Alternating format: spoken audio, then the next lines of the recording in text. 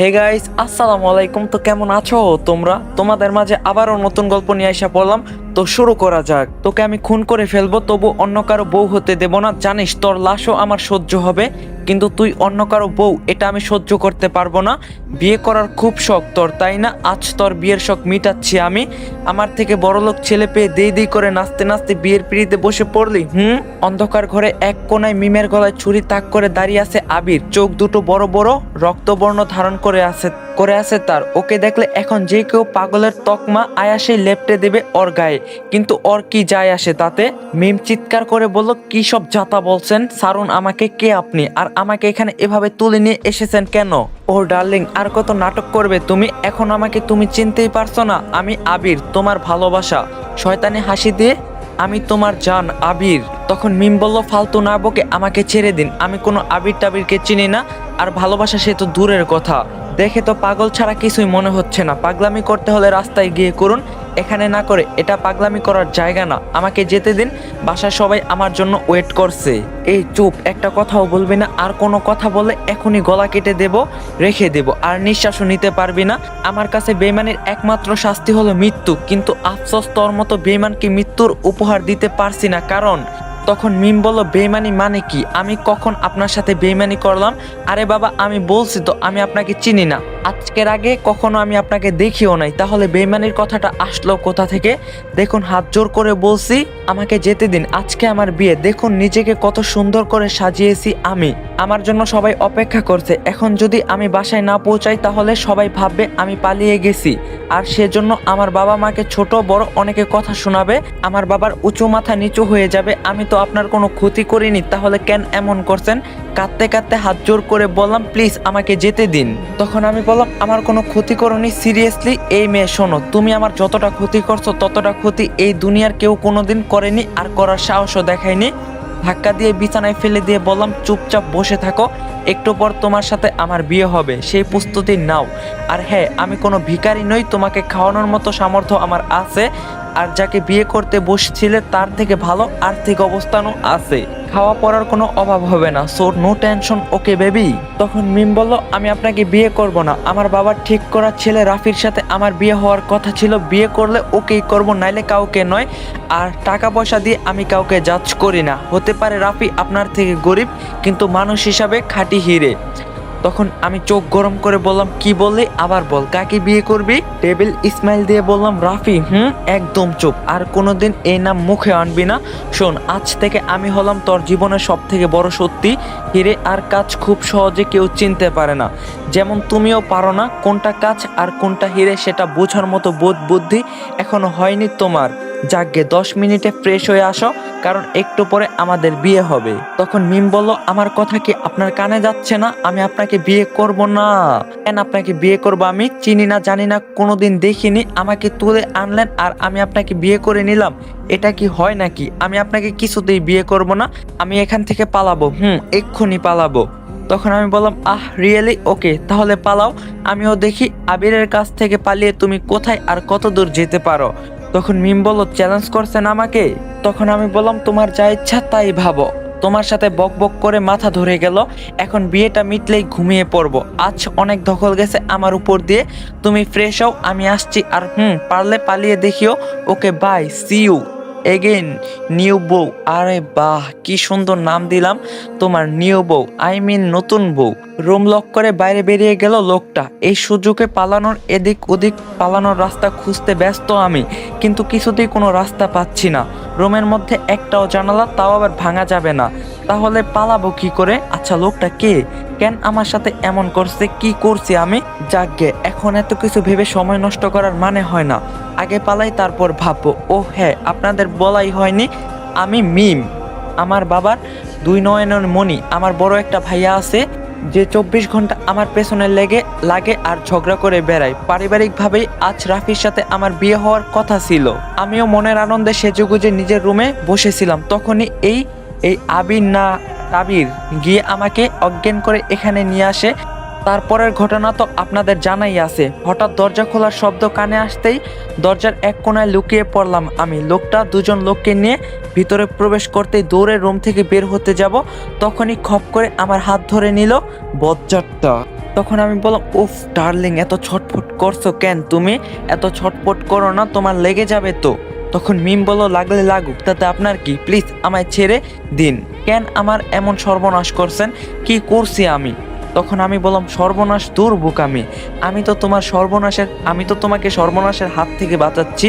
কোথায় আমায় ধন্যবাদ দেবে তা না, উল্টো আমাকে দোষারোপ করছো।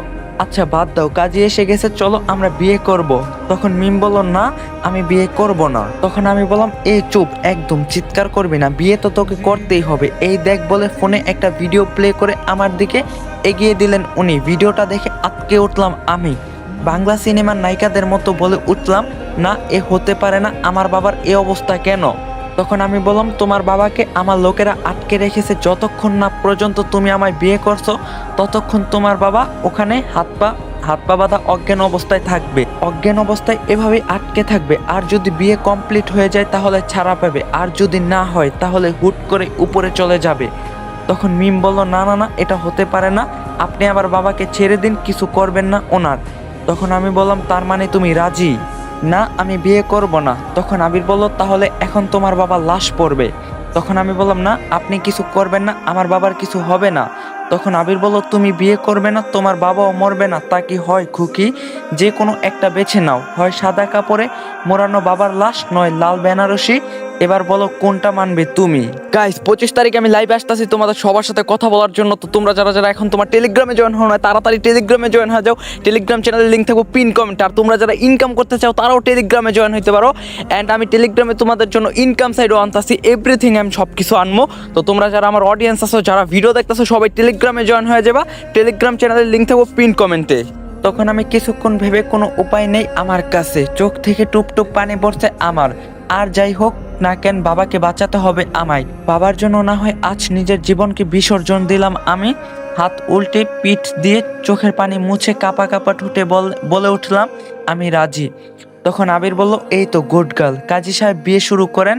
রামিম এদিকে আয় তো, তোর সাথে শ্যামলা একটা ইয়াং ছেলে রুমে প্রবেশ করলো। তুই আমাদের বিয়ের সাক্ষী। কিছুক্ষণের মধ্যেই সম্পূর্ণ হয়ে গেল আমার বিয়ে। হ্যাঁ, বিয়ে ঘিরে অনেক স্বপ্ন দেখছিলাম আমি, কিন্তু তার কিছুই পূরণ হলো না আজ। যাকে বিয়ে করছি তাকে চিনি না আমি, কি আজব না আমার পরিণতি। অন্ধকার রুম থেকে আমাকে নিয়ে বের হলেন উনি। বাড়িটা বেশ বড়, আশেপাশে নানান ধরনের বড় বড় ওয়ালমেট ঝুলছে দেয়ালে দেয়ালে।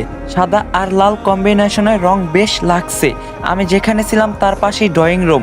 আমাকে নিয়ে ড্রয়িং রুমে গিয়ে দাঁড়ালেন উনি। বাড়িতে আর কেউ আছে বলে মনে হচ্ছে না আমার। হঠাৎ কিছু একটা শব্দে চমকে উঠলাম। আরে আপনাদের কি সৌভাগ্য, আমার পেছনের লোকদের উদ্দেশ্য বলে উঠলেন উনি। ওনার চোখ অনুসরণ করে পেছনে তাকে অবাকের সপ্তম আকাশে পৌঁছালাম আমি। ভাইয়া, আম্মু, আঙ্কেল তোমরা এখানে বলে দৌড়ে আম্মুকে জড়িয়ে ধরে ডুকরে কেঁদে উঠলাম আমি। আম্মু কোনো কথা না বলে ঠায় দাঁড়িয়ে আছেন। পাশ থেকে ভাইয়া বলে উঠলেন, সি সি সি মিম, তুই এভাবে আমাদের মান সম্মান ডুবাতে পারলি? একটাবারও ভাবলি না আমাদের কি হবে? বাবার মাথা কতটা নিচু হয়ে যাবে তুই জানিস? তুই পালিয়ে আসার পর থেকে বাবাকে কোথাও খুঁজে পাওয়া যাচ্ছে না। বুঝতে পারছিস কতটা অপমানের ভয়ে বাবা মুখ লুকিয়ে আছে? এই মিম, তোর বিয়েতে মত নেই সেটা আর কাউকে না বলিস, আমাকে তো বলতে পারতি। কিরে পারতি না? বল না মিম, কেন এমনটা করলি আম্মুকে ছেড়ে? তখন বললাম, আই এম সরি ভাইয়া, আমি বুঝতে পারিনি।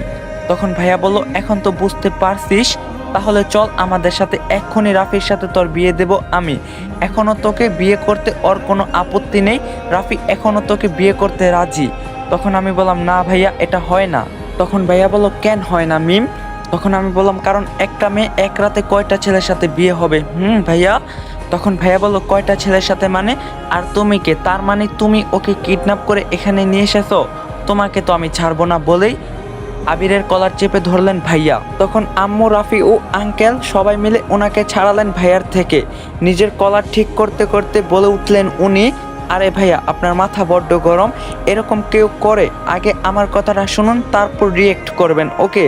তখন আমার ভাইয়া বলল, এই কি বলবে তুমি, থার্ড ক্লাস ছেলে একটা, আগে ফুসতে ফুসতে তোমাকে তো আমি।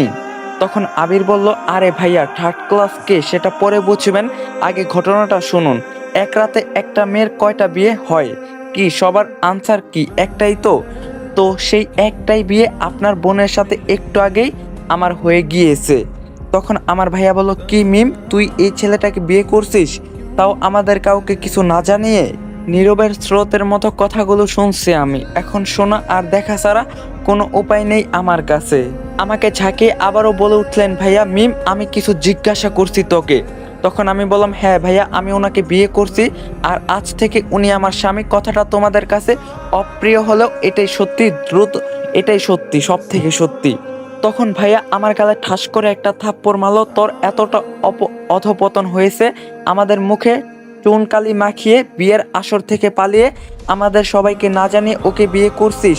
এই কথাটা তোর বাবা জানার পর কি অবস্থা হবে ওনারা ভাবতে পারছিস তুই? তখন আমি আম্মুকে বললাম, আম্মু আমার কথাটা তো শোনো প্লিজ। তখন আম্মু বলল, তোর কথা শুনবো, আর কি শোনার বাকি আছে মিম? আদৌ কি কিছু বলার আছে তোর? তখন আমি ভাইয়াকে বললাম, ভাইয়া তুমি আমাকে কথাটা বলেই আবির নামের দানবের দিকে তাকালাম আমি।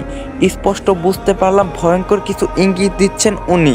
তাই ওখানেই থেমে গেলাম আমি, কারণ আমার আব্বু এখনো ওনার হাতে বন্দি। তাই চাইলেও কাউকে সত্যিটা বলতে পারলাম না আমি। কিরে, কিছু তো বল। তখন আমি বললাম, ভাইয়া তোমরা এখানে পৌঁছালে কি করে? আমি যে এখানে, তোমাদেরকে কে বললো? তখন ভাইয়া বলল, জানি না, হঠাৎ একটা আননোন নাম্বার থেকে আমাকে টেক্সট করে এই ঠিকানা পাঠালো, সাথে ছোট্ট একটা মেসেজ, মিম এই ঠিকানায় আছে। তাই আমরা ছুটে এখানে চলে আসি, আর এখানে এসে যা দেখলাম তা তো। এখন আবির বলল, আরে ভাইয়া আপনারা ওকে ভুল বুঝবেন না, ও আমাকে ভালোবাসে, সেটা আপনারা বুঝেননি। তাই আজকে এভাবে ওকে আমার কাছে পালিয়ে আসতে হয়েছে। আর একবার যখন আমার জন্য ঘর ছেড়েই দিয়েছে, তখন ওকে বিয়ে করা ছাড়া আমার হাতে কোনো ওয়ে ছিল না। আর ওই মেসেজটা আমি দিয়েছিলাম, কারণ আপনাদের মেয়ে কোথায় আছে সেটা জানা আপনাদের জরুরি বলে মনে হয়েছিল আমার। যাই হোক, আমি তো মিমের স্বামী আর আপনাদের জামাই, সেটা আপনারা মানুন আর নাই বা মানুন, আমি শুধু জামাই হিসাবে নিজের দায়িত্বটা পালন করেছি, ব্যাস। আপনাদের না জানিয়ে বিয়ে করে আমি ভুল করেছি। এবার আপনারা আমাকে যা শাস্তি দিবেন আমি মাথা পেতে নিব মা। তখন আমি অবাক হয়ে তাকিয়ে আছি। ছি, লোকটা কি জঘন্য। এতক্ষণ যতটা ঘৃণা হচ্ছিল, এখন তার থেকেও শতগুণ বেশি ঘৃণা হচ্ছে আমার। কিভাবে আমার ফ্যামিলির কাছে আমাকে মিথ্যুক প্রমাণ করে দিল, ছি। তখন রাফি বলল, ছি মিম, তোমাকে এতবার জিজ্ঞাসা করছি, তাও তুমি বলছো কাউকে লাভ করো না তুমি। আর আজ কি না, তোমার কখনো ভালো হবে না মিম, তোমার কখনো ভালো হবে না। আমার সাথে প্রতারণার ফল ভালো হবে না, দেখা নিও। আঙ্কেল, রাফি ভাই একে একে সবাই আমাকে কথা শুনিয়ে চলে গেল। সবার কথা যেমনই হোক, শেষে মায়ের বলা কথাটা কলিজায় বিঁধলো আমার মা বলল, মিম তোকে অনেক যত্নে আর ভালোবাসা বড় করছিলাম, আর আজ সেই তুই আমাদের মুখে চুনকালি দিলি। আজ থেকে জানালাম আমার কোনো মেয়ে নেই, একটাই ছেলের মা আমি। আর কোনোদিন আমাদের বাসা আর আমার সামনে আসবি না তুই, বলেই হন করে বেরিয়ে গেল সবাই। লোকে মা বাবার কি অবস্থা করবে বুঝে গেছি আমি। কিন্তু মা, তোমরা কি জানো আমি নিরুপায়। আমি সবাই যাওয়ার পর স্ট্যাচুর মতো দাঁড়িয়ে কাঁদছি আমি। আর আমাকে আর চোখে দেখছেন উনি।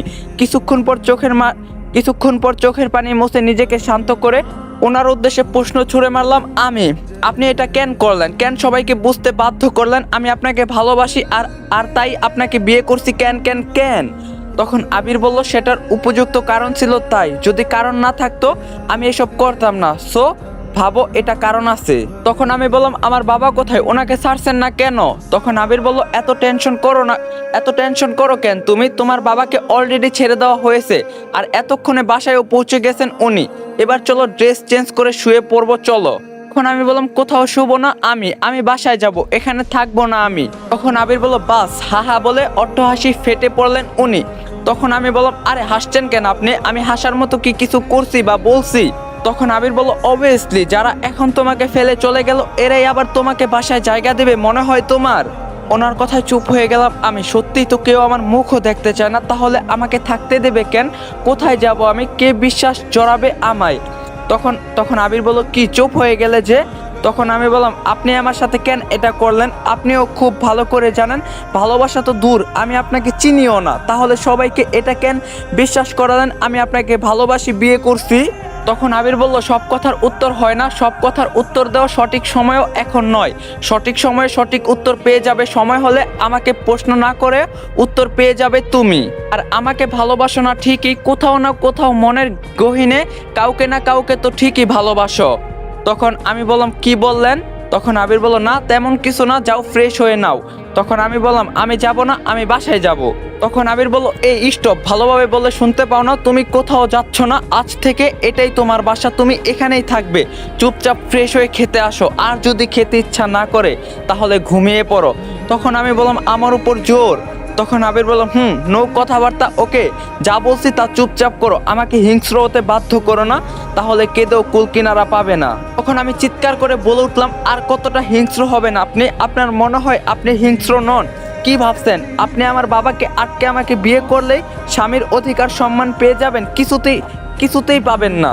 তখন আবির বলল তোমার মতো মেয়ের কাছ থেকে আমি না তো স্বামীর অধিকার চাই আর না তো ভালোবাসা, কিছুই চাই না আমার, কারণ আমাকে দেওয়ার কোনো এবিলিটি নাই তোমার নেই। তোমার মতো মেয়ের কাছ থেকে কোনো এক্সপেকটেশনও নেই আমার। সো এসব স্বামীর অধিকার তুমি আমায় কি দিবে? আমি তোমাকে স্ত্রী হিসাবে মানি না। তখন আমি বললাম কি, তাহলে আমাকে বিয়ে করছেন কেন? আমার জীবনটা নষ্ট করছেন? যাকে স্ত্রী হিসাবে মানতে পারবেন না তাকে বিয়ে করলেন কেন, তাও বিপরীত দিকের মানুষটার অমতে?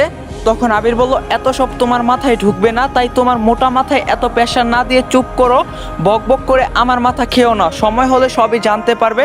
আর শোনো, এখান থেকে পালানোর বৃথা চেষ্টা করবে না, কারণ পালাতে পারবে না, উল্টো আমাকে চটাবে, আর আমাকে চটালে তোমার ফ্যামিলির যে কারো লাইফ রিস্কে থাকবে, হতে পারে সে তোমার বাবা মা কিংবা ভাই। আমি আপনাকে খুন করে ফেলবো বলেই ওনার গলা চেপে ধরলাম আমি। গাইস, আজকের পার্টটা এখানে এন্ড করলাম। আর আপনি যদি এখন আমার টেলিগ্রামে জয়েন হয়ে না থাকেন, তাড়াতাড়ি টেলিগ্রামে জয়েন হয়ে যান। আমি 25 তারিখে লাইভে আসতেছি, সো টেলিগ্রাম চ্যানেলের লিঙ্ক থাকবে পিন কমেন্টে, তাড়াতাড়ি জয়েন হন। পার্ট 2 লাগলে অবশ্যই কমেন্টে জানাবে। আর আমাদের 85,000 সাবস্ক্রাইবার হইতে আর মাত্র 3K সাবস্ক্রাইব বাকি, সবাই চ্যানেলটা সাবস্ক্রাইব করবা বেশি বেশি করে, একটা লাইক দিবা, পার্ট 2 লাগলে কমেন্টে জানাও। তো দেখা হইব কালকে, আল্লাহ হাফেজ।